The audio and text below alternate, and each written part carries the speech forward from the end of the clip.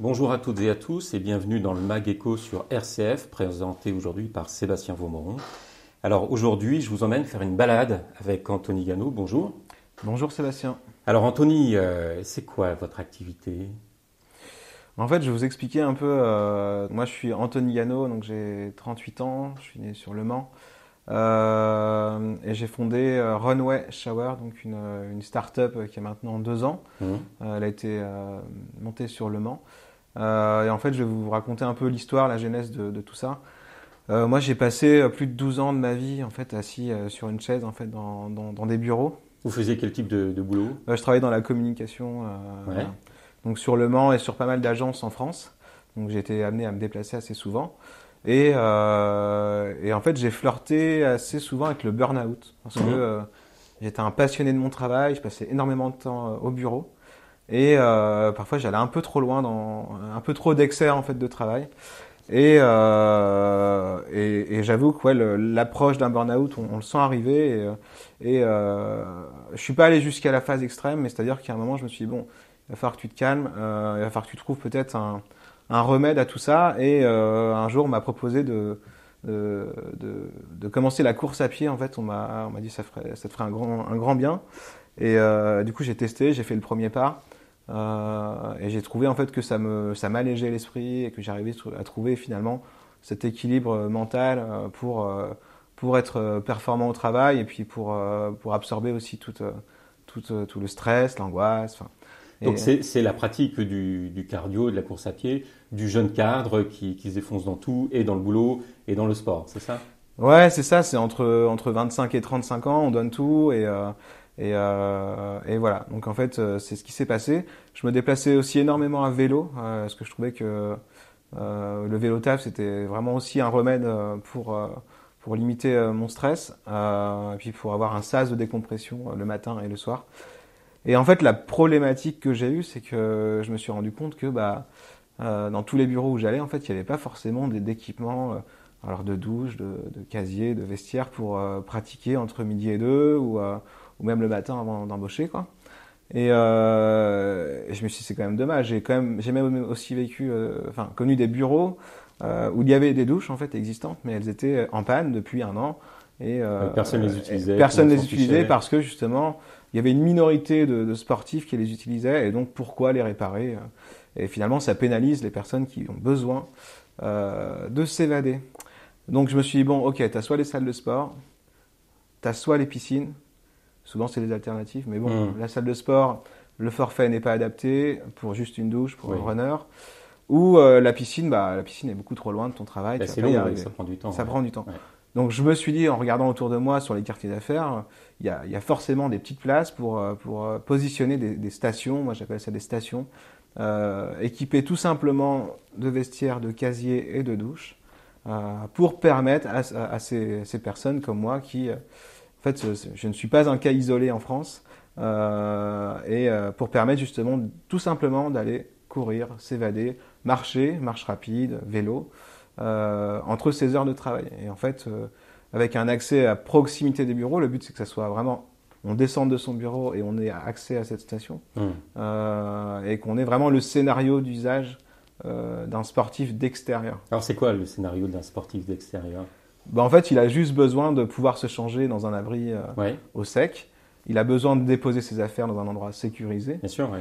Et quand il revient de son sport, bah, il a besoin d'une douche. Et en Hum. fait, voilà, donc ça c'est la naissance de Runway Shower en fait. Donc l'idée, alors l'idée est arrivée sur Angers parce que c'est là-bas où en fait où j'ai découvert que il y avait un gros manque et du coup je venais d'avoir un enfant à cette époque-là Mhm.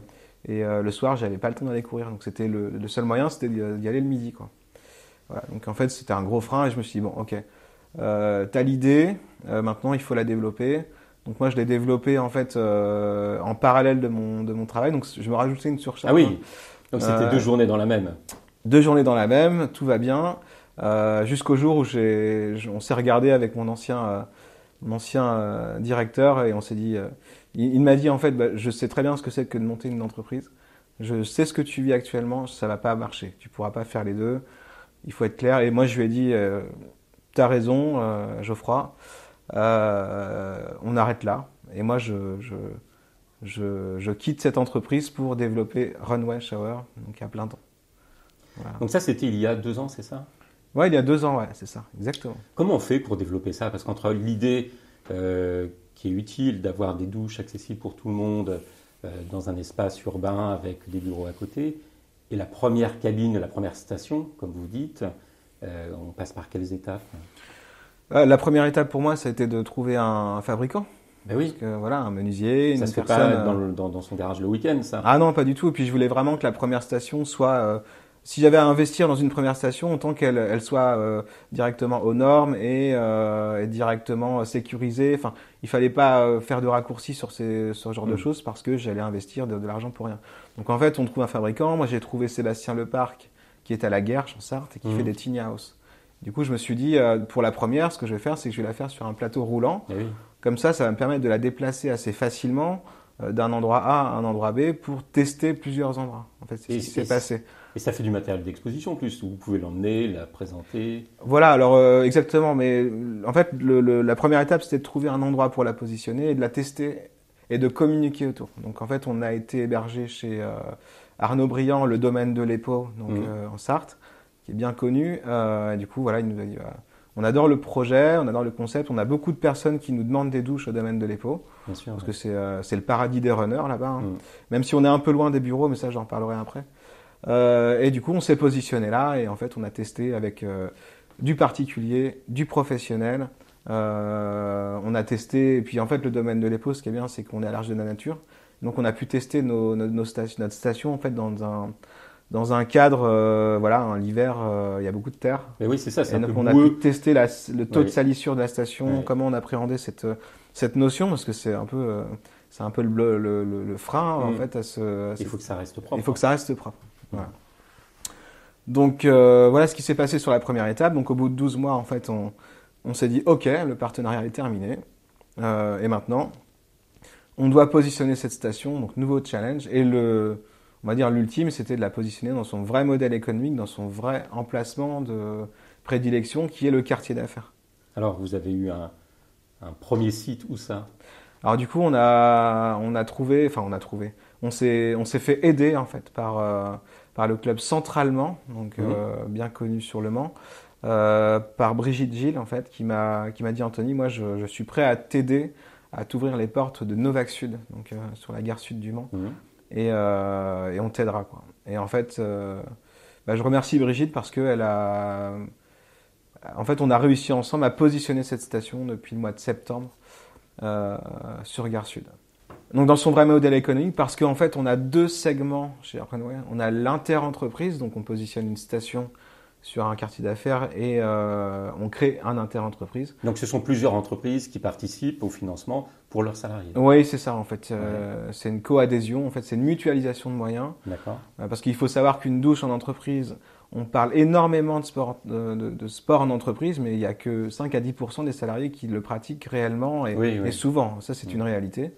Et en fait, ces moyens mis en place dans les entreprises ne sont pas beaucoup utilisés. Donc en fait, nous, on va externaliser le problème et en fait, on va... Donc ça fait un investissement plus faible pour les entreprises, mais à la mesure de ce qui est vraiment utilisé. Oui, exactement. C'est beaucoup plus juste. Exactement. Entre la dépense et l'usage. C'est exactement ça. Et en plus...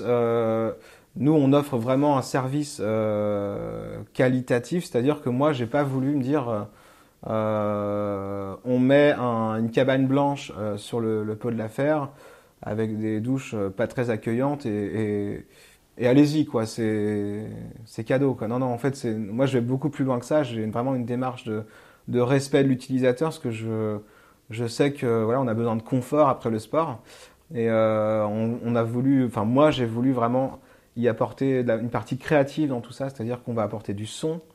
Donc c'est quoi? C'est de la musique? Expérience sonore. Dès qu'on ouvre une porte, on a un jingle audio qui a été composé en fait pour le sportif en entreprise, donc avec un cahier des charges assez précis.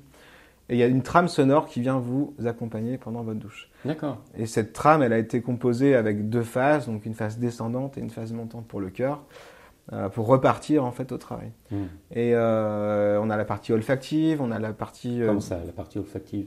Ça sent les pieds ou Non, ouais, c'est. Du coup, justement, on a voulu apporter de l'expérience supplémentaire. Donc c'est quoi alors?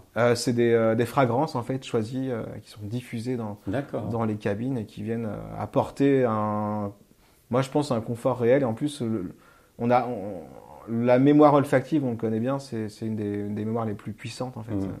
Se rappeler d'une odeur en fait. Et oui. Et en fait, pour nous, en fait, c'est aussi le fait de faire revenir les utilisateurs en fait, qui se rappellent que à la fin du run, on a un bel espace, on a du confort, quoi. Est-ce que dans votre développement, vous avez eu des accompagnements, des soutiens d'institutions locales? Alors premièrement, en fait, je souhaite remercier Le Mans Innovation en fait parce qu'on est incubé chez Le Mans Innovation. Et aussi, on est dernièrement incubé donc à la Samoa à Nantes, donc sur le parcours Créative Sélection 2023. Donc ces deux incubateurs en fait des Pays de la Loire nous accompagnent dans le développement de Runway Shower. Merci Anthony Gano, merci. Merci Sébastien.